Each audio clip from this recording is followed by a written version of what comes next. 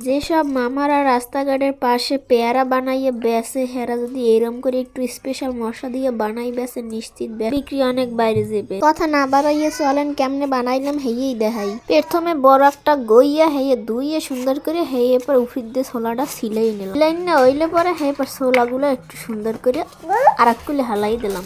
এখন হয়েছে গইয়াটারে 2 ভাগ করুন পালা। হেয়ার পর গইয়াটা সুন্দর করে চাকুর দিয়ে 2 ভাগ করে হালাইলাম। হেই এরপর এরম করিয়া সুন্দর কাটতে হইবে, যে দেখেন কেমনে কাটতে আসি। একুল অকুল ঘুরাইয়া কাটলাম। মামারা কিন্তু অনেক দ্রুত কাটে, মুই কিন্তু হেরম করে কাটতে পারি না। এবার কাটা হয়ে গেলে একটা বান্ডের মধ্যে উড়াই লইলাম। হেই এরপর স্পেশাল মশলা হয়েছে এই ধনিয়া পাতা দিমু, হের লাগে কয়টা রসুন আর অল্প কয়টা কাঁচামরিচ। যেহেতু মোরা জাল একটু কম খামু হের লিগে মরিচটা কম দিছি। যদি আপনারা জাল পছন্দ করেন তাই বেশি দিলে কিন্তু ভালো লাগবে বেশি। এইবার গেলাম এই ট্যাঙ্গা কিন্তু মুই আড়ি উড়ি ছাড়াইয়ে ফ্রিজে সংরক্ষণ করছি।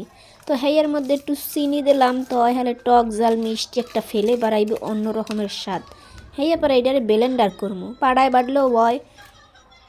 এরপরে এর মধ্যে ওই ব্লেন্ডারের জারে ধনিয়া পাতার মশলা দিয়ে এরপরে একটু বিট লবণ দিয়ে ব্লেন্ডার করে হালাইলাম।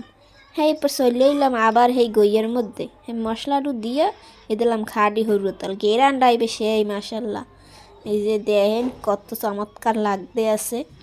এরপরে এই যে মাহাইতে আসি, মোর কিন্তু জিভে এখনই পানি গেছে। যদিও খাইছি আগে কাল রাইতে, এখন এডিট করতে যাইয়া মোর আবারও জিভে পানি গেছে। লোভ সামলাইতে না পারলে কিন্তু মুই দাই না।